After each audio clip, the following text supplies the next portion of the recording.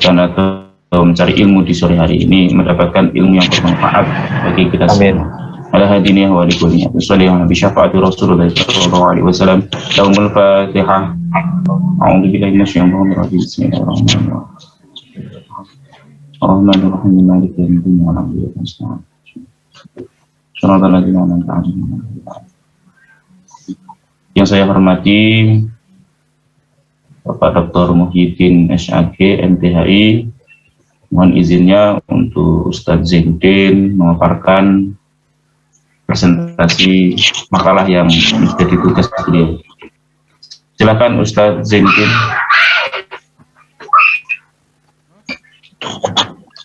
Baik, terima kasih. Assalamualaikum warahmatullahi wabarakatuh. Alhamdulillahirabbil alamin. Allahumma shalli ala sayyidina Muhammad. Saya ucapkan terima kasih kepada Ustadz Aminuddin yang sudah mau menjadi moderator, dan juga yang saya hormati Bapak dosen dan Ustadz dan Ustazah semuanya. Di sore hari ini berkenan dengan materi saya, yaitu materi saya yang berjudul dengan judul Tartib Surah dan Ayat Mushaf Al-Quran.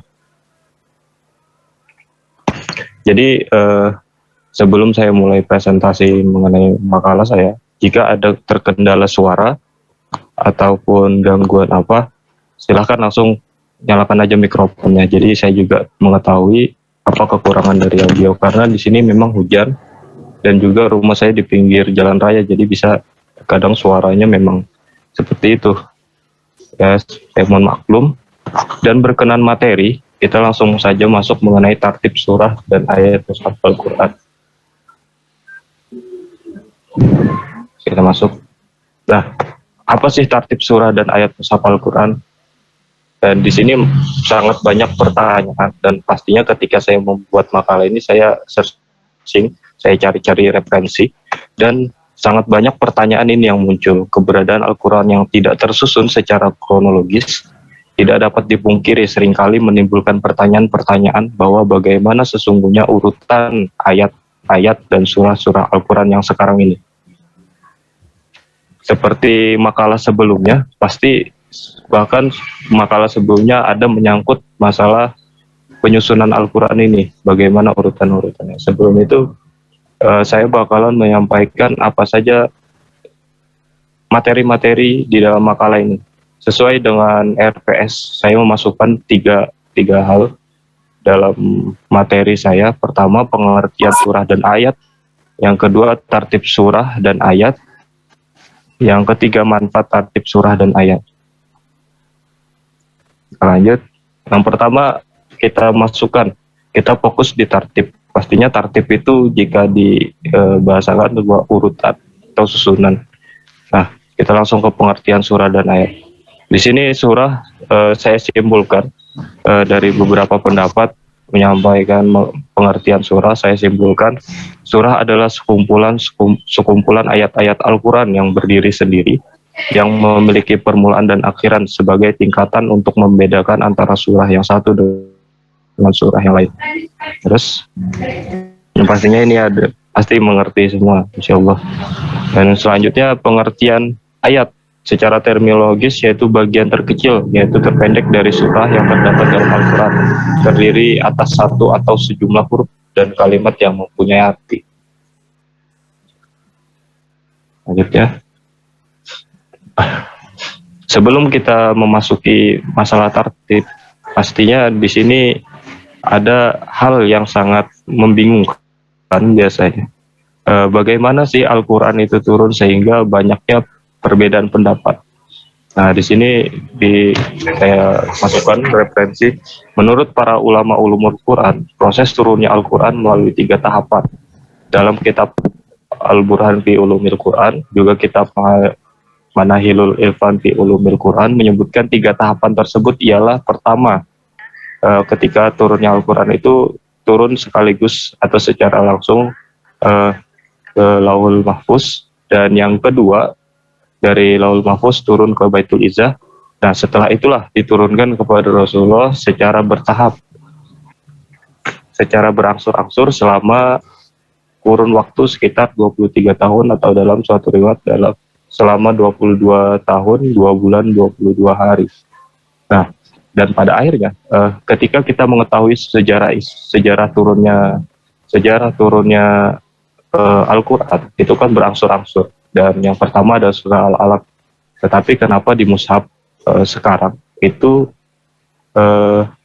malah Al-Fatihah yang duluan, bukannya Al-Alaq yang seharusnya pertama turun. Nah, disitulah jadi perdebatan para ulama, bahkan hingga sekarang pun masih berbeda pendapat ada mengenai penyusunan tersebut. Terus selanjutnya kita masukkan saja langsung ke tartib ayat. Nah, jadi kita bedakan antara tartib ayat dan tartib surah, karena di situ dua hal yang berbeda. Pertama, susunan tartib itu bisa dikatakan susunan. Jadi tartib itu susunan ayat. Nah, di sini Az-Zarkashi dan Abu Ja'far Ibnu Jubair mengatakan tertib ayat-ayat di dalam surah itu berdasarkan tauqifi atau dari Rasulullah atau atas perintahnya tanpa perselisihan oleh kaum muslimin. Jadi di tartib ayat tidak ada perselisihan. Jibril menurunkan beberapa ayat kepada Rasulullah dan menunjukkan kepadanya tempat di mana ayat-ayat itu harus diletakkan dalam surah atau ayat-ayat yang turun sebelumnya. Lalu Rasulullah menyuruh para penulis wahyu untuk menuliskannya di tempat tersebut. Ia mengatakan kepada mereka, letakkanlah ayat itu pada surat yang dalamnya begini dan begini, atau letakkanlah ayat ini di tempat. Jadi di tartib sendiri itu jelas tauqifi sudah diarahkan oleh Rasulullah. Selanjutnya, nah di tartib surah ini yang sedikit berbeda pendapat. Jadi di sini ada 3 pendapat mengenai tartib surah. Ulama berbeda pendapat. Yang pertama, tartib surah dalam Al-Quran adalah tauqifi dan ditangani langsung oleh Rasulullah. Jadi ada jika kita buka di makalah itu saya cantumkan ada perbedaan di situ. Pertama, tartib surah dalam Al-Quran yang tauqifi, karena banyak yang berpendapat, ini mayoritas. Jika kita buka YouTube mungkin searching saya lupa, Ustadz Abdul Somad juga menyampaikan bahwasanya memang tauqifi, dan juga Buya Yahya beliau menjelaskan juga tauqifi. Jika ke teman-teman semua buka YouTube, cari saja searching mengenai turunnya surah. Perbedaan pendapat di situ terdapat. Dan selanjutnya, tertib surah itu melalui ijtihad para sahabat, mengingat adanya perbedaan tertib di dalam mushaf-mushaf mereka. Jadi ada yang berpendapat tertib surah itu adalah ijtihad atau pendapat ulama-ulama, kesepakatan ulama, sehingga akhirnya muncullah mushaf Al-Quran yang kita pegang sekarang. Ada yang berpendapat demikian. Dan yang ketiga, sebagian surah itu tertibnya tauqifi dan sebagian lagi berdasarkan ijtihad para sahabat. Jadi ada yang menggabungkan keduanya, antara tertib surah Al-Quran tauqifi dan ada juga yang melalui ijtihad. Nah, disitulah perbedaan, dan perbedaan itu memang di Islam sangat banyak, dan di sini pun jika ditanyakan kepada saya lebih ke tauqifi karena mayoritas ulama lebih mengarah ke situ. Lebih yang pertama, tertib surah dalam Al-Quran adalah tauqifi dan ditangani langsung oleh Rasulullah. Itu mengenai tertib surah. Dan selanjutnya, manfaat dan hikmah tertib. Nah, di sini saya sedikit kurang menemukan referensi. Mohon maaf sebelumnya mengenai manfaat hikmah tertib. Tetapi di sini saya menemukan Al-Quran yang turun secara bertahap atau tertibnya Al-Quran secara historis itu memiliki hikmah. Hikmah itu bisa dikatakan manfaat juga. Yang pertama, meneguhkan Rasulullah dalam berjuang menghadapi orang-orang kafir, karena secara berangsur-angsur ketika orang kafir menghadapi Rasul selalu dapatkan dalil-dalil, biasanya seperti perang dan sebagainya. Terus yang kedua, sebagai mukjizat, pastinya Al-Quran sangat jelas adalah mukjizatnya Nabi. Dan yang ketiga dalam rangka memelihara ayat-ayatnya. Dan ketika turunnya secara bertahap, otomatis sangat mudah untuk kita, contohnya kita saja jika belajar, jika bayangkan jika langsung dipelajarin satu kitab Al-Quran pasti sangat sulit. Tetapi ketika berangsur-angsur atau sedikit demi sedikit, pastinya kita bisa lebih memelihara ayat-ayatnya. Dan selanjutnya yang nomor 4, memberi solusi hukum. Nah, disitulah ada juga alasan kenapa Al-Quran turun secara berangsur-angsur untuk ketika ada sesuatu hal, turun Al-Quran untuk memberikan solusi. Dan yang kelima, sebagai bukti bahwa Al-Quran bukan rekayasa Nabi atau manusia biasa. Dan pastinya sangat jelas ketika bahkan orang-orang kafir pun banyak yang mencoba membuat Al-Quran memiliki kekurangan, tetapi alhamdulillah Al-Quran tidak memiliki kekurangan. Bahkan semakin dicari kekurangannya, maka kita semakin kagum dengan Al-Quran karena sangat sulit mencari cacatnya Al-Quran. Terus yang terakhir, saya simpulkan, adapun sistematika surah-surah Al-Quran terdapat perselisihan pendapat mengenai hal ini. Ada yang berpendapat bahwa sistematika surah-surah Al-Quran itu tauqifi, ada pula yang mengatakan ijtihad, dan bahkan ada pula yang berpendapat bahwa sebagian surah tauqifi, ada juga sebagiannya ijtihad. Itu ada 3 pendapat.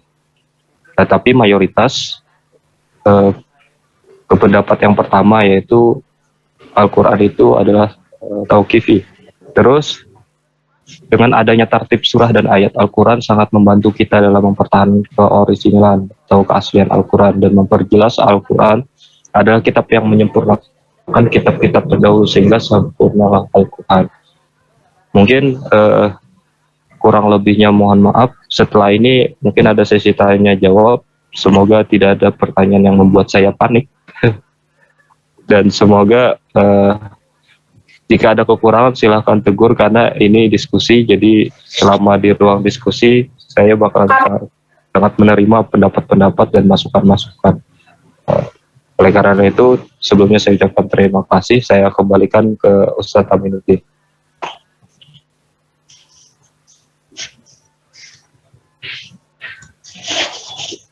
Baik, terima kasih Ustaz Zainuddin yang merupakan sebagai pemateri atau pembawa makalah ya pada kesempatan sore hari ini. Langsung saja, mungkin ada teman-teman juga yang terlambat masuk ya, mungkin materi-materinya itu bisa juga dilihat juga di grup karena Ustaz Zainuddin juga sudah kirim lengkap ya, PPT, makalah sudah dikirim semua lengkap dari kemarin, insya Allah juga dari tadi juga sudah dikirim. Mungkin sudah dibaca-baca dulu, mungkin sudah dipahami dulu, dan sudah menyimpan pertanyaan-pertanyaan jitu yang nanti akan disasarankan ke Ustadz Zainuddin. Saya persilahkan untuk Ustadz dan Ustadzah yang mau bertanya, yang mau bertanya, silakan.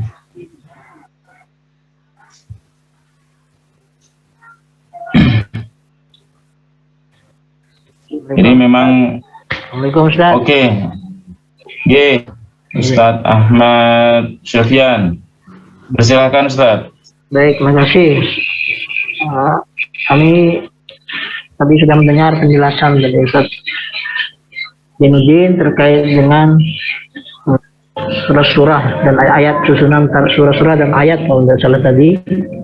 Memang secara hakiki bahwa itu surah-surah Al-Quran itu bersifat tauqifi ya. Pada prinsipnya kita memang sepakat saja itu. Cuma tadi ada disampaikan di dalam paparan itu bahwa ada juga yang bersifat ijtihadi.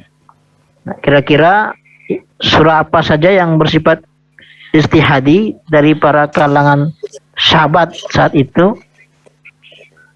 Atau ada berdasarkan rujukan apa? Bahwa surah-surah itu berdasarkan ijtihadi. Itu saja Ustaz, terima kasih. Assalamualaikum warahmatullahi wabarakatuh. Waalaikumsalam warahmatullahi wabarakatuh. Terima kasih Ustaz Sofyan pertanyaannya. Saya satu dulu tampung ya. Satu dulu saya tampung.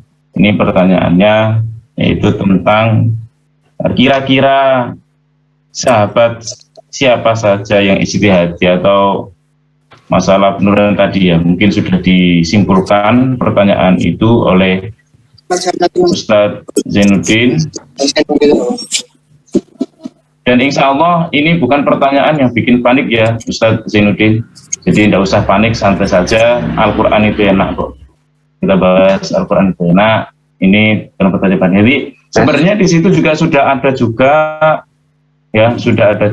apa namanya di kesimpulan tadi, di kesimpulannya makalah itu juga sudah ada di situ tentang pencerahan sedikit lah masalah tentang ijtihadnya juga. Memang penjelasannya sangat singkat sekali tadi. Oke, silahkan langsung Ustadz Zainuddin untuk dijawab. Mohon maaf sebelumnya saya tadi terkeluar kayaknya jaringannya. Bisa pertanyaannya lagi kan secara singkat. Jadi pertanyaannya itu kira-kira sahabat siapa saja yang ijtihadi gitu. Kalau tidak salah seperti itu. Ya Ustadz Sofyan ya. Mohon maaf Ustadz Eko, bisa di mute dulu suaranya. Oke. Ya, Ustaz, ya terkait dengan surah-surah tadi Ustaz, katanya ada yang bersifat istihadi. Kalau saya paham tadi seperti itu. Apakah kira-kira surah apa yang masuk dalam kategori istihadi sahabat? Gitu. Baik, terima kasih Ustadz Sofyan. Berkenaan dengan surah yang ijtihad tadi ya. Sebenarnya saya di sini fokusnya kepada tertib susunan surah yang di Al-Quran. Jadi susunannya yang dibahas secara keseluruhan. Secara keseluruhan tidak per surah. Karena jika per surah itu kan ayatnya sudah jelas. Tadi saya jelaskan bahwasanya sudah jelas istilahnya tauqifi mengenai ayatnya, mengenai ayat surahnya. Nah, yang jadi permasalahan perbedaan pendapat itu di tertib surahnya, susunan surah antara surah yang pertama, kedua dan seterusnya di Al-Quran, karena berbeda dengan sejarahnya. Ketika turunnya itu kan Al-Alaq duluan, tetapi kenapa Al-Fatihah pada akhirnya di mushaf itu, jadi mushaf Utsman. Nah, di sini saya masukkan di makalah saya, tertib surah itu melalui ijtihad para sahabat. Jadi yang zaman sekarang setelah keluarlah mushaf Utsmani, akhirnya kan berbeda pendapat itu. Kenapa mushaf kita sekarang, Al-Quran kita sekarang berbeda, ya kan, susunannya dengan secara sejarahnya. Nah, disinilah ada keluar pendapat-pendapat. Yang pertama tadi pendapatnya tauqifi, langsung dari Rasulullah. Yang kedua ijtihad para sahabat, dan yang ketiga itu gabungan antara dua, yang pertama dan yang kedua, ijtihad dan tauqifi. Nah, jika ditanya kenapa hukumnya, ada yang menyatakan bahwasanya tertib berpendapat bahwasanya Al-Quran itu tertib. Di sini saya memasukkan sebuah contoh di halaman makalah saya, mungkin bisa dibuka di halaman 7 kalau nggak salah, halaman 7. Di sini ada di poin bagian 2, tertib surah itu melalui ijtihad para sahabat, mengingat adanya perbedaan tertib di dalam mushaf-mushaf mereka. Yang pertama, mushaf Ali disusun menurut tertib nuzul, yakni dimulai dengan Iqra, Muddatsir, Nun, Qalam, dan seterusnya. Dan surah Al-Makkiyah dan Madaniyah, dan selanjutnya ada mushaf Ibnu Mas'ud yang diawali dengan Al-Baqarah, An-Nisa, kemudian Al-Imran. Mushaf Ubay bin Ka'ab diawali dengan surah Al-Fatihah, Al-Baqarah, An-Nisa, dan kemudian Al-Imran. Nah, di sini ketika di zaman itu dikumpulkan mushaf-mushaf kok berbeda, dan ketika berbeda itu akhirnya timbullah sebuah pernyataan bahwasanya mungkin pada zaman itu, jika kita lihat mushaf-mushaf yang berbeda ini adalah Al-Quran yang sekarang adalah ijtihad para sahabat. Istilahnya ijtihad dari perbedaan-perbedaan mereka, istilahnya menyampaikan argumennya seperti akhirnya dapatlah keputusan bahwasanya sesuai yang sekarang susunannya. Tetapi jika dasar seseorang menyatakan kenapa lebih ke ijtihad itu karena ada mushaf pada masa itu yang berbeda. Mungkin itu saja. Saya kembalikan lagi ke moderator. Mungkin ada teman-teman yang ingin menambahkan. Baik, terima kasih. Itu jawaban dari Ustadz Zainuddin ya. Ustadz Sofyan mungkin tidak lagi, saya persilahkan. Lanjut aja Ustadz. Cukup. Oke, Ya, paham. Terima Ya, kasih. makasih. Terus selanjutnya kami buka lagi pertanyaan. Silahkan.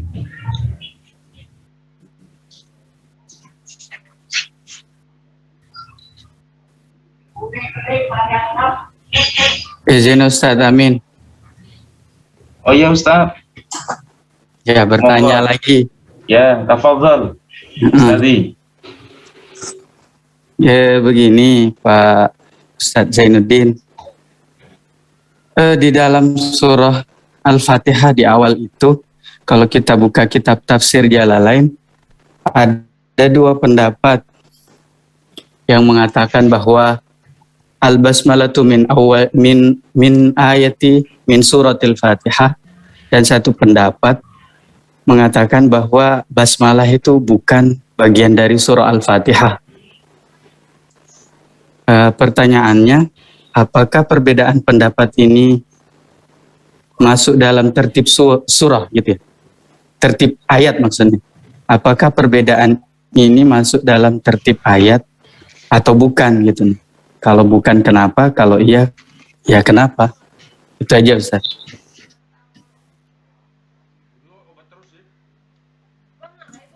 Baik, terima kasih.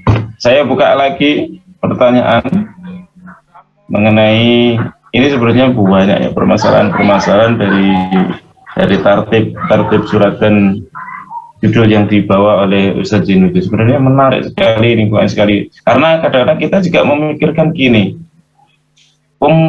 yang diwahyukan ayat yang pertama kali turun itu kan Iqra, bacalah itu kan.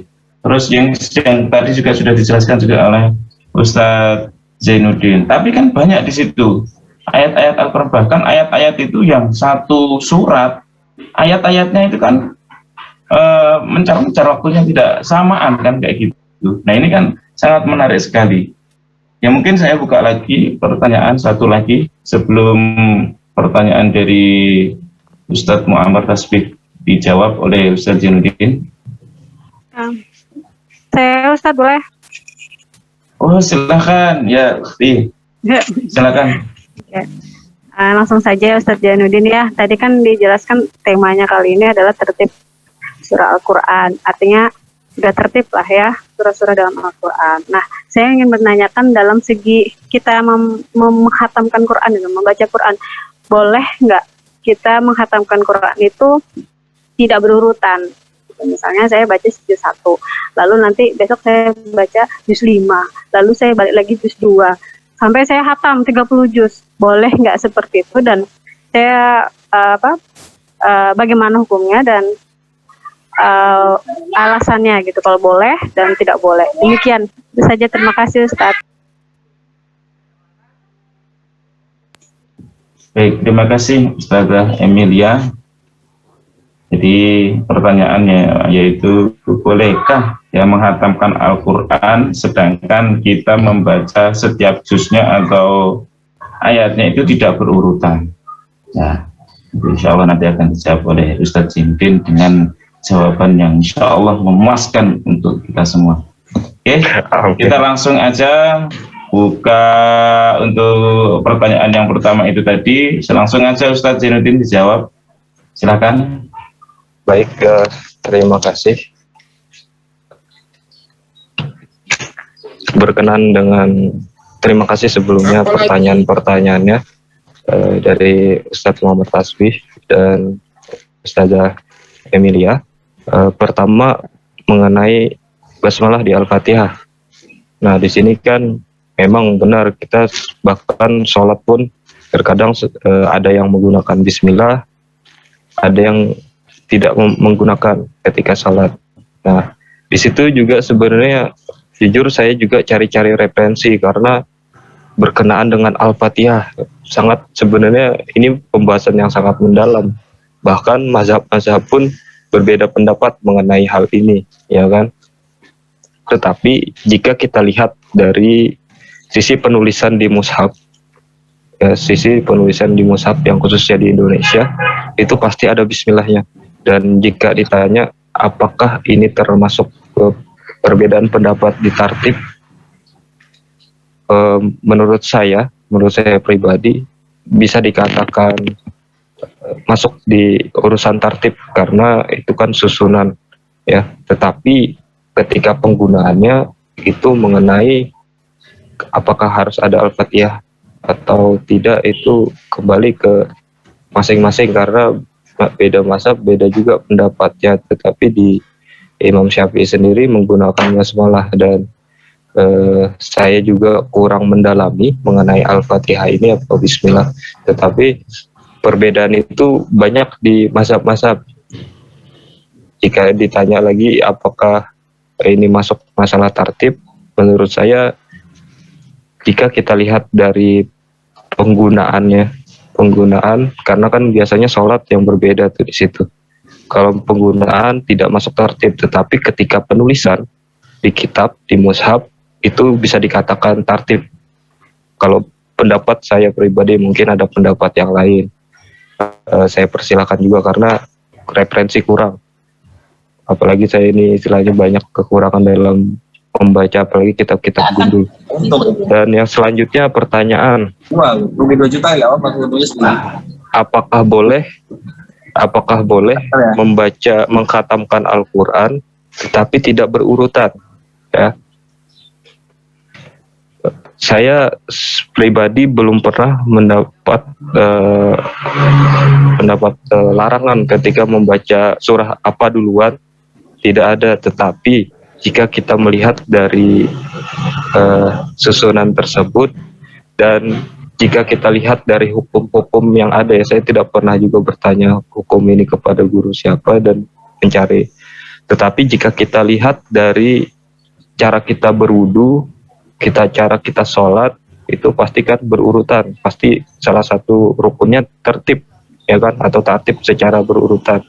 Nah, jika dilihat dari hal tersebut, jika kita miripkan, mungkin lebih baik jika kita membaca secara tertib. Jika ingin memang membaca secara keseluruhan, khawatir ketika kita lompat-lompat ada yang kelewatan, ya kan. Tetapi jika kita hanya untuk mengamalkan, untuk membaca, boleh saja. Kita seperti saya pernah punya teman itu, dia penghafal, dia ketika dia tidak bisa menghafal satu surah, dia sudah bosan, maksudnya ada jenuh, dia ganti ke surah yang lain sehingga tidak jenuh dan semangat lagi dan kembali lagi ke surah yang dibaca sebelumnya.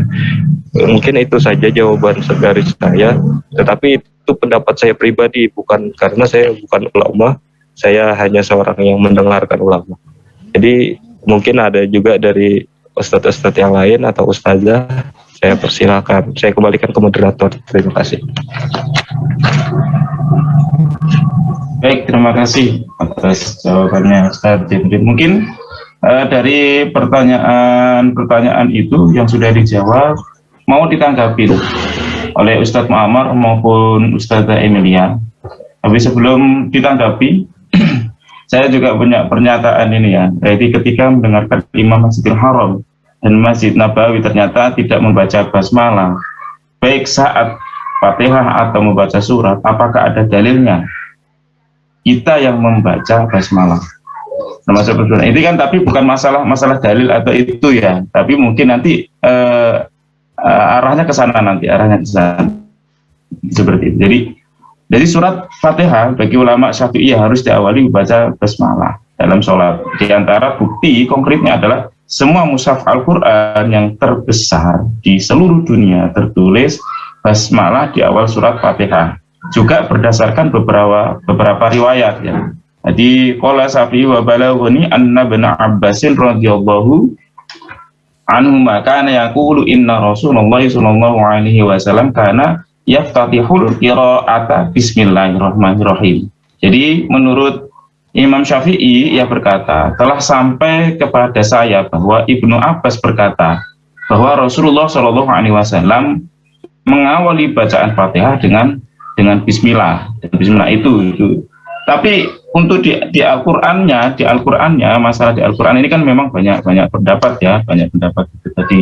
Nah, artinya kalau masuk di makalah ini tentang namanya ya tartib surat dan ayat mushaf Al-Qur'an, itu tentunya kan ini menyangkutnya beda lagi. Kalau masalah konteks dari tartibnya surah dan ayat itu tadi juga dijelaskan bahwasanya ada yang istihadi juga di situ. Jadi ya ini ya tidak bisa dibuat patokan. Dan patokannya apa? Pokoknya ya patokannya para ulama.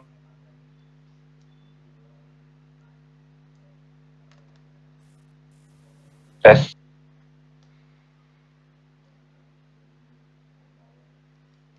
Jadi pakai boleh, tidak hafalkan surat, tidak mengikuti bacaan misalkan kayak gini. Misalkan saya sekarang juz 1, besoknya juz 20, besoknya lagi langsung juz 30. Nah, atau misalnya satu hari satu malam langsung hatam, atau setengah hari dapat 3 juz tapi beda-beda suratnya atau tempatnya. Jadi itu juga ada hadisnya ya. An Abi Umamah radhiyallahu anhu sami'tu Rasulullah sallallahu alaihi wasallam yaqulu iqra'ul Qur'ana fa innahu ya'ti yaumal qiyamati syafi'an li ashabi. Jadi intinya seperti ini. Rasulullah itu bersabda, bacalah Al-Qur'an yang akan menjadi penolong bagi para pembacanya di hari kiamat. Membaca aja. Itu membaca aja. Membaca aja di situ tetap akan mendapatkan pahala dan mendapatkan syafaat. Membaca. Bahkan mendengarkan aja itu bisa mendapatkan pahala. Makanya kalau ini pernah saya itu juga mengenai tentang ini. Jadi kok merembet ke sini? Jadi sekalian kan. Jadi ada perempuan itu yang mungkin ini Ustadz Muhammad Baswira bisa menjelaskan karena punya pondok pesantren putri ya. Ini juga menjadi polemik di takmiliyah saya, yang mana saya itu ketatinlah pertegas masalah membawa mushaf atau Al-Quran meskipun itu terjemah untuk santri putri yang lagi haid. Dan itu memang di tempat saya ini banyak yang kayak gitu, itu diperbolehkan. Menurut ustaz saya itu tidak apa-apa. Yang penting bukan mushaf asli itu. Mushaf asli itu yang gimana? Tapi mushafnya itu mushaf terjemahan. Nah ini kan juga masuk di tertib juga sebenarnya, di pembahasan juga seperti itu. Perlu dibahas. Nah, saya tegas seperti itu. Karena apa? Di Quran sendiri sudah dijelaskan ya. Mungkin Ustadz Muhammad Kasbi dan Ustadz semua sudah tahu lah kalau masalah Al-Quran itu sudah suci, dan kita megangnya pun juga harus ada suci. Nah, yang saya mau nanti ditanggapi oleh Ustadz Muhammad Kasbi mengenai tentang ini juga termasuk urut-urutan ya, tata tertibnya itu tadi. Silakan ditanggapi nanti itu tentang cara memegang Al-Quran. Karena sampai sekarang itu masih banyak yang belum paham seperti itu, dan kadang-kadang menggunakan masalah mushaf itu tadi. Terus silahkan ditanggapi Ustadz Muhammad Kasbi jawaban dari Ustadz Zainuddin. Kalau mungkin belum puas, insya Allah kami akan carikan lagi jawaban-jawaban yang akan membuat Ustadz Muhammad Kasbi puas. Terima kasih.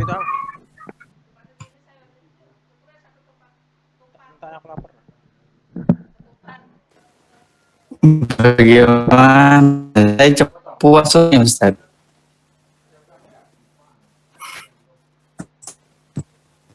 Ya mau gimana ya?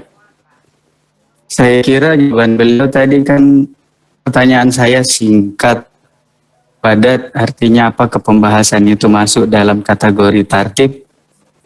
Ya beliau menyatakan dengan pendapat beliau bahwa itu masuk. Nah itu saja sebenarnya. Cuma saya masih bertanda tanya, adakah penjelasan lebih lebar sehingga bisa memberikan kepuasan kepada saya dengan pendapat itu? Sebenarnya sih di situ. Karena yang kami lihat di tafsir Jalalain ya dibahas bahwa bukan yang dipermasalahkan itu masalah bukan jumlah ayatnya. Kalau basmalah tidak masuk berarti ayatnya kurang gitu kan. Nah, semuanya sepakat bahwa ayatnya itu 7. Tetapi yang mengatakan basmalah laisat minha, bukan bagian daripadanya, maka ayat yang ketujuhnya itu ghairil maghdubi alaihim. Kemudian yang mengatakan bahwa basmalah min suratil Fatihah itu bagian daripada surah Al-Fatihah, berarti awal ayat 7-nya mereka siratal ladzina an'amta alaihim ila akhiri ayat. Seperti itu. Cuma ini bukan pertanyaan tadi, itu saja. Mungkin yang tanggapan dari saya ya, tapi bukan itu yang bukan jadi itu titik poin pembahasan yang saya tanyakan tadi. Itu saja, apakah dibahas di dalam tertib atau tidak. Kata beliau dibahas, seperti itu aja. Kalau yang tadi antum minta tanggapannya itu yang mana ya?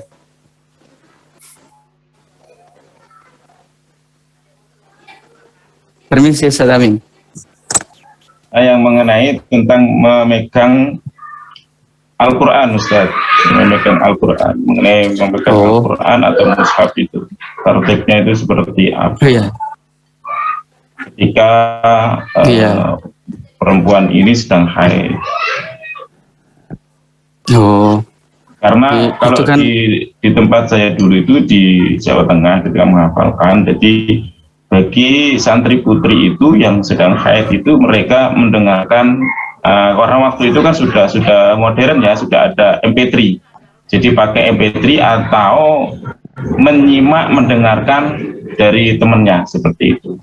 Ya, mungkin ini pembahasan lain ya dari tertibnya dan surat ayat mushaf itu. Iya. Oke, terima kasih.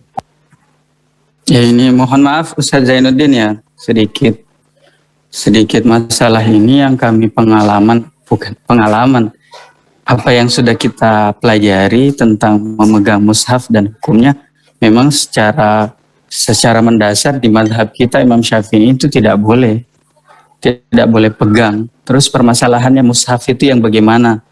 Mushaf itu ya yang diawali dari surah Al-Fatihah berakhiran dengan surah An-Nas tanpa ada terjemahan atau tafsir. Maka ketika ada tambahan yang misalnya terjemahannya, bahkan penjelasan terjemahannya itu lebih banyak, maka itu mushaf ada campurannya dengan terjemahan.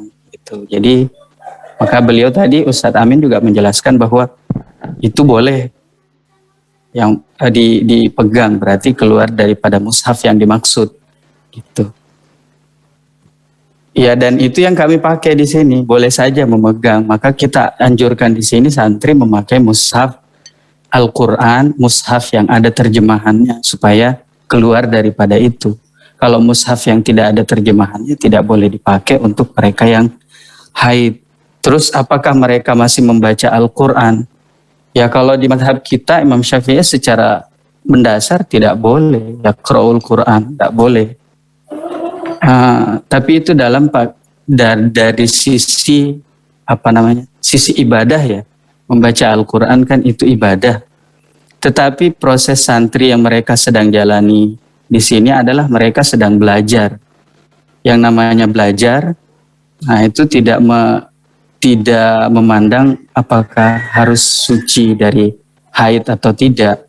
Maka mereka kami wajibkan tetap untuk menyetorkan hafalan dan menambah hafalan walaupun dalam keadaan kondisi haid. Alasannya apa? Kami tekankan agar merubah niat tidak untuk ibadah tapi untuk belajar.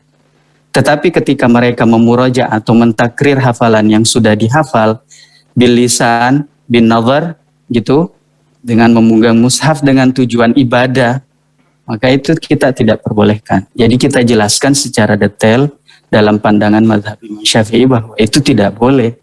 Jadi selama itu misalnya kalau bisa ya jangan. Cuma ketika kita melihat misalnya perempuan itu ada yang haidnya 15 hari, sucinya cuma berapa hari gitu kan. Itu sangat membutuhkan waktu yang sangat panjang jika kita berlakukan hal ini. Jadi kalau mau ditarik dalam kondisi yang lain maka dalam kondisi darurat gitu. Supaya umur mereka tidak habis, belum selesai hafalannya gitu. Jadi umur mereka itu masih muda dan sudah selesai. Jadi selanjutnya untuk ibadah saja. Jadi dikembalikan kepada niat apa yang mereka pakai di dalam membaca Al-Quran itu. Mungkin itu saja, Ustaz. Sekian. Mohon maaf. Terima kasih Ustaz Muhammad Tasbih atas tanggapannya. Dari Ustazah Emilia mungkin ada tanggapannya mengenai jawaban dari Ustaz Zainuddin tadi. Berarti kesimpulannya boleh aja ya Ustaz kalau kita membaca Quran tidak berurutan ya seperti yang sudah tertib itu gitu ya. Saya sebenarnya masih belum puas sih karena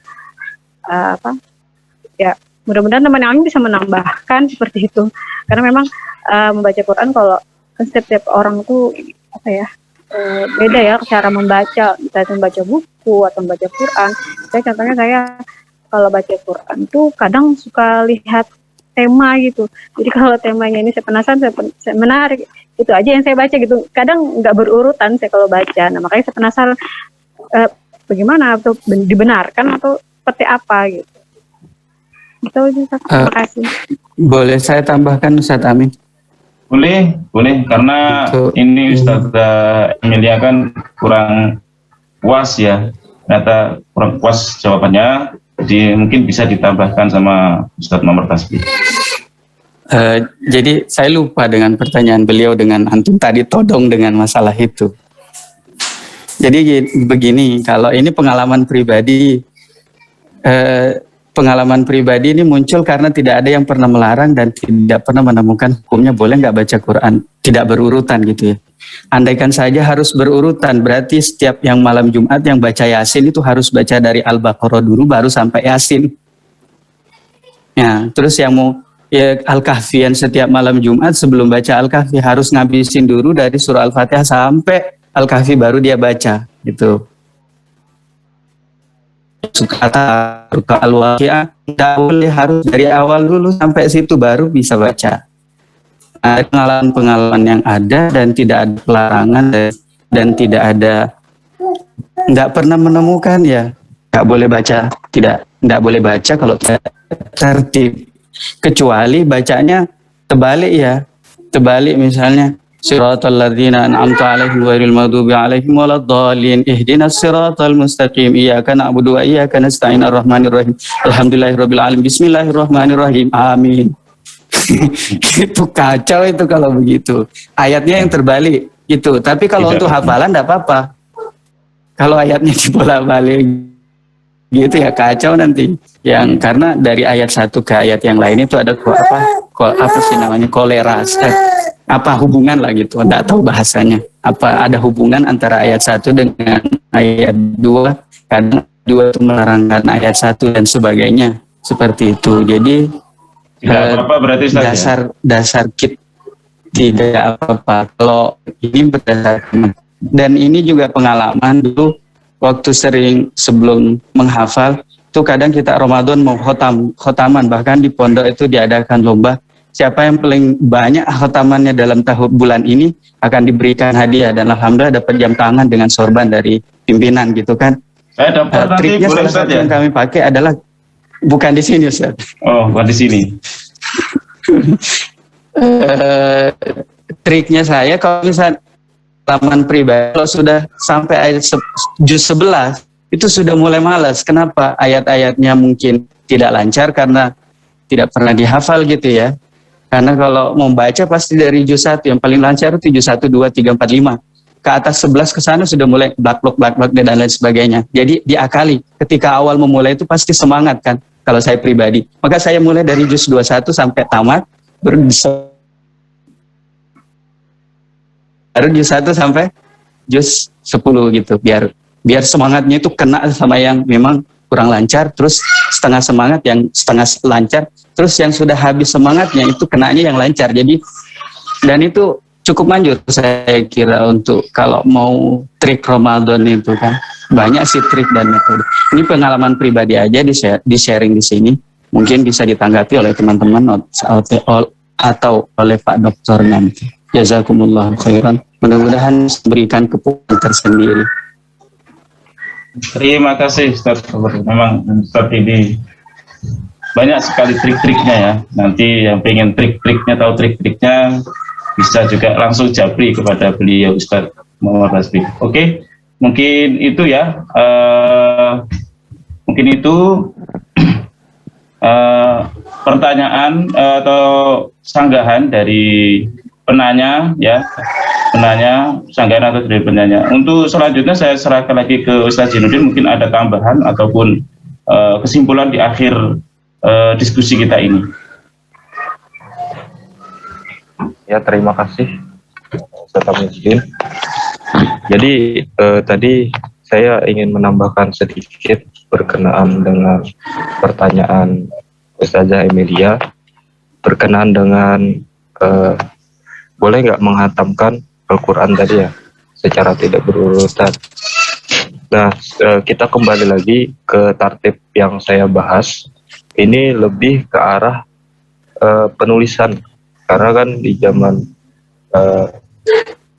selama tartib ayatnya itu kan sudah sepakat tartib ayatnya itu dalam satu surah itu sudah sepakat tuh.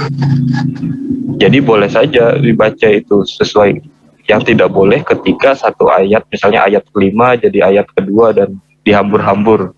Nah, di situ tidak boleh. Tetapi ketika surah boleh saja, karena kita lihat saja ketika Nabi pun berbeda kan. Di awal juga bukan Al-Fatihah seperti di Mushaf Utsmani yang kita temukan sekarang. Mungkin jika rujukannya ibadah boleh saja. Dan sudah jelas juga tadi dijelaskan sama Ustadz Muhammad Tasbih, dan juga berkenaan sorban dan jam tangan, kami berminat nampaknya.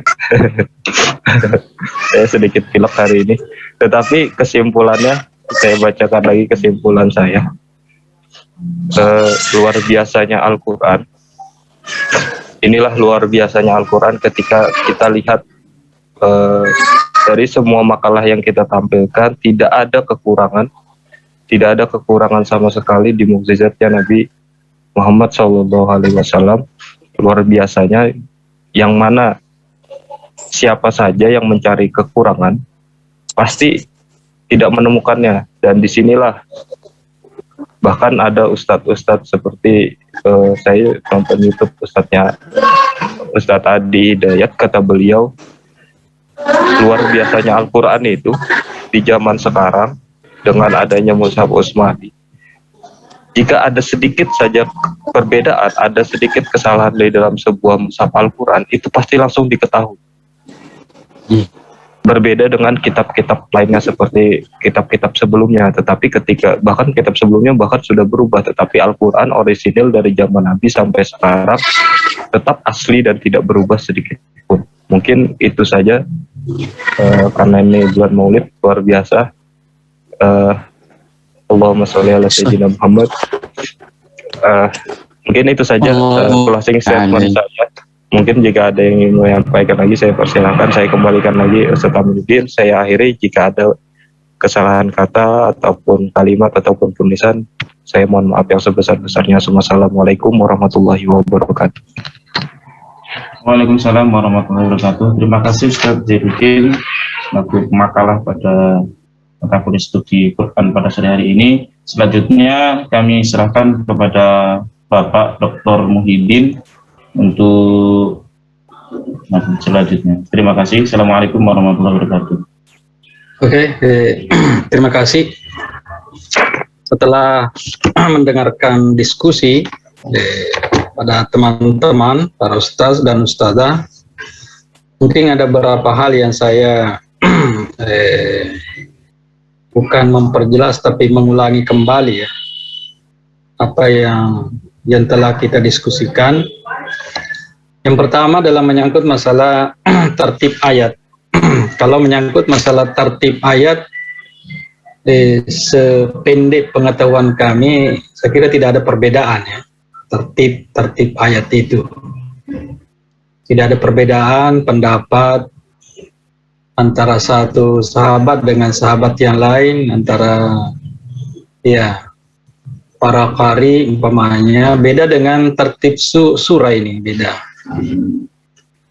Jadi tertib ayat itu tidak ada perbedaan pendapat, mulai dari termasuk nanti dalam mushaf Al-Quran atau mushaf Utsman, kita tidak menemukan bahwa si sahabat ini mengatakan bahwa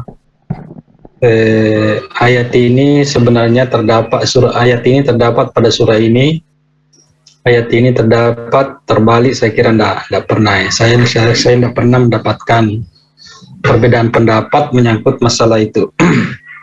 Cuma yang sering kita baca terdapat perbedaan pendapat itu adalah tertib as-suwar, perbedaan pendapat tentang surah. Ya, perbedaan pendapat tentang surah. Ada yang mengatakan tauqifi, ada yang mengatakan ijtihadi, bahkan pendapat yang ketiga itu mengatakan tauqif dan ijtihadi ya. Ada tauqif ya, ijtihadi, ada 3. Dengan alasan masing-masing.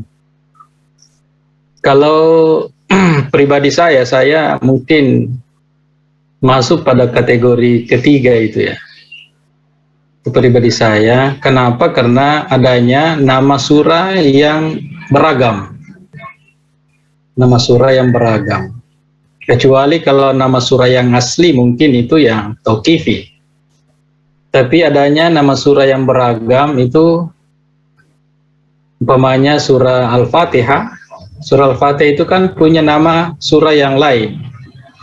Ya, surah yang lain.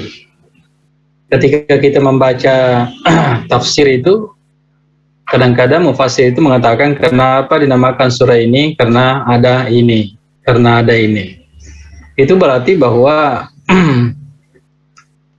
ada di antara surah-surah itu mungkin di samping tauqifi juga adalah ijtihadi, karena adanya nama-nama surah yang lain. Ya, surah Al-Alaq umpamanya, atau surah Al-Qadar ya, dinamakan surah Al-Qadar, dinamakan surah yang lain, saya kira itu ya. Jadi kalau menurut saya di samping tauqifi itu ya, kalau tauqifi itu adalah nama-nama memang betul-betul nama aslinya, tapi kadang-kadang sahabat kita juga menyebutkan nama-nama yang lain. Nah, inilah barangkali yang menyangkut masalah ijtihadi. Menyangkut masalah basmalah, saya pun juga tidak menemukan itu. Tapi yang jelas ketika menganggap bahwa basmalah itu termasuk surah Al-Fatihah, itu berarti masuk dalam kategori tertib ya. Kalau yang menganggap bahwa surah basmalah itu masuk dalam surah ya, surah umpamanya surah Al-Fatihah. Nah, ketika masuk dalam surah Al-Fatihah, otomatis itu masuk dalam kategori tertib. Ya, kategori tertib. Kalau dia menganggap bahwa itu bukan satu ayat dari surah Al-Fatihah, itu berarti bukan masuk dalam kategori tertibul ayat. Cuma di sini barangkali ada dua hal yang perlu diperhatikan juga. Karena ada yang disebut dengan tertibus suwar bi'tibari nuzulil Quran, ada tertibus suwar bi'tibari mushafil Quran. Ya, kalau kita baca salah satu tafsirnya Pak Quraisy Shihab, ada kan tafsirnya yang tafsir Al-Quran Karim barangkali itu yang menjelaskan tentang tafsir berdasarkan turunnya Al-Quran, bukan berdasarkan mushaf Al-Quran. Kalau tafsir Al-Misbah kan berdasarkan mushaf Al-Quran, tapi salah satu tafsirnya itu berdasarkan turunnya Al-Quran. Ya, turunnya Al-Quran mulai dari Iqra dan disusun seterusnya. Jadi saya menganggap bahwa surah-surah yang punya nama yang lain seperti Al-Fatihah umpamanya, bisa saja itu adalah masuk dalam kategori ijtihadi. Ya, saya kira sudah disampaikan oleh pemakalah bahwa Nabi Shallallahu Alaihi Wasallam ketika turun ayat, tempatkan di surah ini, tempatkan di sini, tempatkan di sini. Itu salah satu argumen bahwa memang ayat-ayat itu adalah tauqifi atau surah-surah itu merupakan tauqifi. Nah, yang perlu juga kita pahami bahwa yang saya pernah dengar itu bahwa Al-Quran itu jangan samakan dengan kitab-kitab atau buku-buku ilmiah ya. Buku-buku ilmiah. Al-Quran di dalamnya penuh dengan ilmiah tetapi bukan kitab atau buku ilmiah. Kenapa? Karena ketika kita membaca Al-Quran, temanya adalah Al-Fatihah atau temanya adalah Al-Baqarah, karena nama-nama surah itu kan menyangkut masalah tema-tema ya. Tema-tema sentral. Tema-tema sentral yang dibaca dalam surah Al-Baqarah itu umpamanya menyangkut Al-Baqarah. Cuma nanti kelemahan kita bagaimana memahami surah Al-Baqarah itu yang ada kaitannya dengan Al-Baqarah tadi. Nah, disampaikan bahwa Al-Quran itu bukan buku ilmiah, tetapi di dalamnya penuh dengan ilmiah. Artinya adalah bahwa Al-Quran itu tidak bisa disamakan dengan kitab-kitab ilmiah yang ada pada saat sekarang ini. Tersusun umpamanya fokus pada satu pembahasan. Al-Baqarah khusus menyangkut Al-Baqarah ya. Umpamanya surah Nisa menyangkut semuanya dalam Nisa. Kalau buku-buku ilmiah kan gitu ya. Ketika ada judulnya maka tidak boleh keluar dari judul itu. Ketika keluar dari judul itu maka amburadul lah. Nah, saya kira biasa kita baca ya dalam beberapa tulisan bahwa kenapa begitu? Itu menandakan bahwa Al-Quran semua aspeknya penting semua. Tidak mementingkan hanya satu aspek, tapi semua yang terkandung dalam Al-Quran itu penting semua. Ya, penting semua. Nah, disitulah nanti akan muncul apa yang disebut dengan munasabah ya, munasabah ayat. Bagaimana kaitannya antara satu dengan yang lain? Kenapa ditampil kenapa lanjutan ayat ini kenapa begini, kenapa? Saya kira itu semua dibahas dalam ilmu munasabah Al-Quran. Umpamanya kenapa ayat ini ditutup dengan Ghafurur Rahim? Kenapa Rahim? Kenapa semua itu ya? Sehingga disitulah muncul ada yang disebut dengan munasabah Al-Quran. Munasabah itu adalah mungkin saja munasabah awal ayat dengan akhir ayat, munasabah awal surah dengan akhir surah, atau munasabah akhir surah dengan awal surah. Sehingga Al-Quran itu disebut bahwa penting semua, tidak ada yang tidak penting dalam Al-Quran. Nah, itu satu kesatuan yang tidak bisa dipisahkan. Begitu hebatnya Al-Quran ya. Tidak hanya mementingkan satu aspek, tapi semuanya penting. Tadi menyangkut masalah ya. Bagaimana kalau kita membaca Al-Quran dimulai? Saya kira tidak ada masalah ya. Tidak ada masalah. Nah, karena kalau menurut saya yang sangat dipentingkan itu membacanya, bukan mengkhatamkan. Bukan mengkhatamkannya. Tapi yang dipentingkan sebenarnya menurut saya itu adalah membacanya. Membaca Al-Quran. Ya, membaca Al-Quran. Membaca Al-Quran itu kan saya kira banyak hal yang bisa kita petik ketika kita membaca. Membaca itu apa? Membaca itu bisa berarti tahsin qiraatul Quran, bisa dalam arti tarjumatil Quran ya, bagaimana kita memahami terjemah, bagaimana kita memahami tafsir Al-Quran. Saya kira poinnya di situ ya. Sehingga saya biasa tekankan pada mahasiswa saya di luar itu bahwa sebenarnya bukan khatamnya yang berkali-kali itu. Kita merasa bangga ketika kita menamatkan Al-Quran dalam bulan Ramadan beberapa kali, tapi sebenarnya poin yang paling penting adalah bagaimana membaca dengan baik, bagaimana memahami dengan baik, bagaimana memahami, mengetahui artinya memahami. Kalau kita hanya baca saja, saya kira ada manfaatnya, kita mendapatkan pahala, tapi bagaimana Al-Quran sebagai hidayah dalam aspek pengaplikasian dalam kehidupan. Oke lah, mungkin hidayah, tapi hanya hidayah untuk kita sendiri. Bagaimana Al-Quran berhidayah kepada orang lain. Ya, jadi saya itu kayaknya lebih mementingkan kepada ikra itu ya, bukan khatamnya, tapi ikranya, bacanya. Cuma kadang-kadang kan biasa di masyarakat kita menghatamkan Al-Quran ya, oke saja, tidak ada masalah sebenarnya, tapi kalau itu saja dipentingkan, saya kira Al-Quran tidak akan menjadi pedoman ya, Al-Quran tidak menjadi hudan pada kita. Karena kalau kita melihat hadis-hadis Rasulullah SAW, saya kira banyak ya, banyak yang hanya menjelaskan barang siapa yang membaca ini, barang siapa ini. Tidak berarti bahwa kita harus mulai dari surah Al-Fatihah. Ya, itu tidak. Bahkan dalam salat pun juga. Dalam salat pun juga kan kadang-kadang ada orang yang, tetapi ada orang yang memulai dari surah yang teratas baru surah yang ke bawah.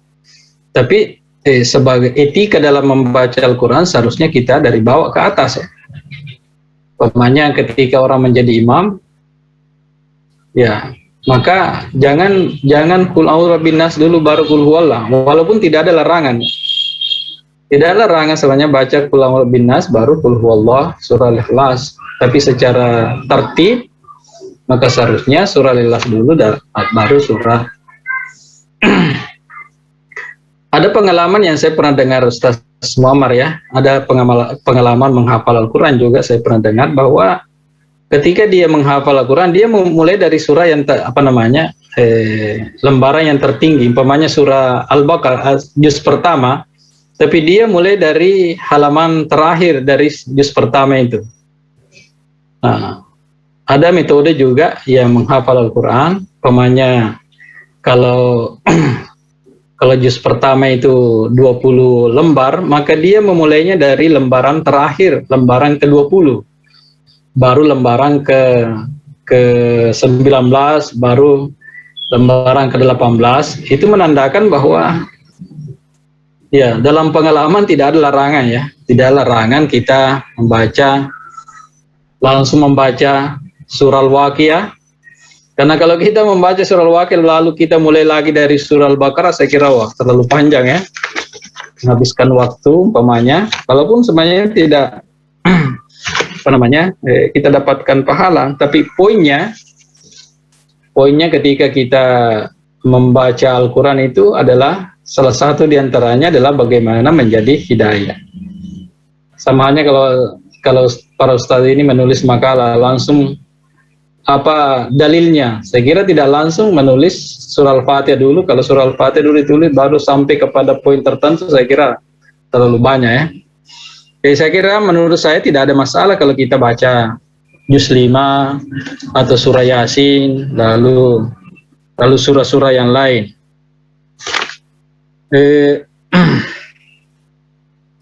Ini memegang Al-Quran ya. Saya kira memang ulama kita. La yamassuhu illal mutahharun ya. Ulama tafsir ini berbeda deh ketika memahami la yamassuhu. Ada yang mengatakan bahwa la-nya itu adalah nafi, ada juga yang mengatakan la-nya itu adalah la nahi. La nahi. Kalau la-nya adalah nahi berarti itu jangan ya. Jangan menyentuh kecuali dalam keadaan suci. Sucinya pun juga itu kan dipermasalahkan ya. Yang kedua, la-nya itu adalah la nafi. La nafi adalah tidak ada yang pernah menyentuh Al-Quran kecuali yang suci. Nah, tidak ada yang pernah menyentuh Al-Quran kecuali yang suci. Kecuali yang suci ini dianggap bahwa itu adalah malaikat Jibril. Malaikat Jibril, tidak ada yang pernah menyentuh. Cuma nanti ketika berada di masyarakat, saya kira memang Ustaz Muhammad tadi sudah menjelaskan ya, karena ada juga dalam pendidikan itu kan disebut dengan lit tarbiyah ya. Ada lit tarbiyah. Kami kadang-kadang berdiskusi juga dengan teman-teman di sini. Ya, saya katakan bahwa mungkin santri-santri itu melakukan itu hanya karena lit tarbiyah, bukan yang lain. Saya kira bisa juga diterima, karena kalau ada orang santri yang haid sampai 15, lalu bulan depannya lagi 15 lagi, wah kapan selesainya ya? Kapan selesainya? Saya kira satu ijtihad yang perlu juga diperhatikan itu ya. Sama halnya dengan masuknya orang haid dalam masjid ya. Itu kan dilarang. Tapi ternyata pendapat yang kontemporer ini kan dibolehkan. Ada yang membolehkan. Larangan itu barangkali ilatnya kita lihat. Ilat larangan itu kan dikhawatirkan jangan sampai darahnya itu terpecik ke lantai masjid. Tapi sekarang karena adanya alat untuk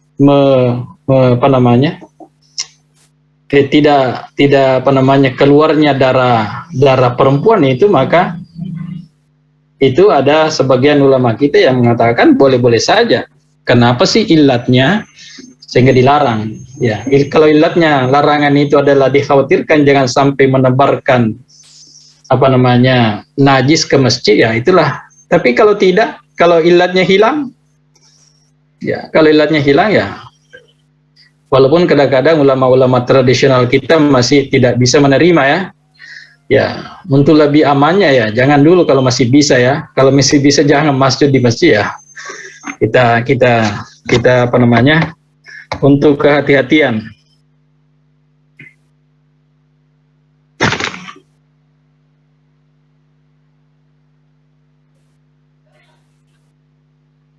Saya kira itu barangkali ya menyangkut masalah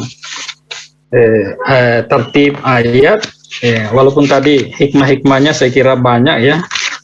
Apalagi Nabi Shallallahu Alaihi Wasallam kalau menamatkan Al-Quran kan tadi 23 tahun ya. Bayangkan lamanya Nabi itu baru tamat Al-Qurannya selama 23 tahun. Kalau ada orang yang menghafal Quran 23 tahun, saya kira tidak wajar lah ya. Ada orang yang begitu juga dalam membaca Al-Quran. Jadi poinnya kalau saya itu adalah bukan khatamnya ya, tapi membacanya itu yang penting. Membaca bukan hanya membaca antara alif, ba, ta, sa, tapi bagaimana kita menerjemahkan, bagaimana kita memahami apa yang terkandung dalam Al-Quran. Kalau hanya masalah ibadah saja, saya kira masih banyak ibadah yang bisa kita lakukan. Tapi ketika kita memahami Al-Quran dengan baik, saya kira itu yang lebih penting. Al-Quran tidak bisa menjadi pedoman kalau kita tidak memahami makna yang terkandung dalam Al-Quran. Makanya itu barangkali perlu sebagai seorang ustaz atau ustazah ya, atau kita punya santri, sebaiknya bukan hanya mementingkan bacaan, tapi bagaimana mereka memahami makna yang terkandung dalam Al-Quran. Iya, saya kira itu barangkali Pak Ustaz ya. Mudah-mudahan bermanfaat. Ini perlu ada kesepakatan kapan kita karena kita akan mengisi aplikasi yang ada di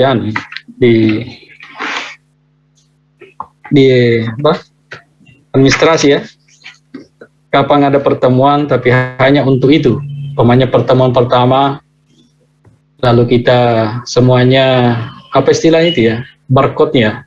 Ya, itu ke barcode Ustaz, absensi, ya, kehadiran termasuk itu. Absensi ya. Kita mungkin punya saya kira satu malam mungkin 4 kali buka masuk lagi hanya untuk mengisi itu. Mengisi aplikasi di aplikasinya Win. itu. Ya, Win. Supaya masuk Ustaz kan tidak punya absen kalau tidak itu. Ya. Jadi kita Dan itu nilai kita juga tidak akan muncul Ustaz nanti itu. ya, saya kira perlu ya. Saya kira satu satu kali saya, tapi kita mungkin keluar masuk ya. Sudah pertemuan pertama kita tutup, baru mulai lagi pertemuan kedua untuk, karena saya bicara dengan operatornya di situ, bisa saja Ustaz, kita mulai dari pertama hari apa, tanggal berapa, kita mulai dari situ tanggal berapa, kita masuk, kemudian keluar, kita masuk lagi tanggal berapa, mungkin dalam satu waktu saja kita masuk gitu. Sekarang kan sudah pertemuan keempat ya, kelima Ustaz. berapa? Udah kelima. Oh, kelima ya, jadi kita 5 kali untuk itu. Ya, setiap pertemuan itu ada judul-judul atau materi yang kita masukkan. Mungkin nanti Pak Ketua ya bisa nanti kapan teman-teman bisa masuk semua, supaya teman-teman juga jangan ada yang korban ya. Kita kapan nanti saja di grup dia dibagi ya. Iya. Mungkin gini aja Ustadz, dari Ustadz saja ditentukan harinya, kita sebagai mahasiswa mengikuti Ustadz aja. Kapan bisanya Ustadz kosong waktunya, nanti juga menghubungi Bapak Hamidin juga kan, itu sebagai operator kampus, nanti dibantu. Oke. Bisa. Nah, begini, karena beliau hanya mengarahkan kepada kami untuk masuk saya di situ. Teknisnya, oh ya. Saya di situ. Dia sudah mengarahkan bahwa bisa saya start, mungkin ada waktu dengan mahasiswa untuk bertemu, temannya masuk pada pertemuan pertama, kan tanggalnya kita saja tulis tanggal berapa. Saya kira itu barangkali ya, baru di list nanti saya kira itu barangkali Pak ya. Ya Ustaz. Baik, terima kasih Bapak Dr. Muhyiddin SAG MTHI yang mana telah memberi pencerahan kepada mungkin beberapa pertanyaan dan jawaban yang mungkin belum puas. Insya Allah jawaban dari Ustaz Dr. Muhyiddin itu memberikan pencerahan kita semua. Baik, untuk selanjutnya kita akhiri pertemuan di sore hari ini. Semoga apa yang kita niatkan untuk mencari ilmu di thalabil ilmi ini mendapatkan ridha Allah Subhanahu wa taala. Kita akhiri dengan membaca doa surat Al-Asr dan alhamdulillah. A'udzubillahi minasyaitonir rajim. Bismillahirrahmanirrahim. Alhamdulillahirabbil alamin. Kurang lebihnya dari saya selaku moderator. Assalamualaikum warahmatullahi wabarakatuh.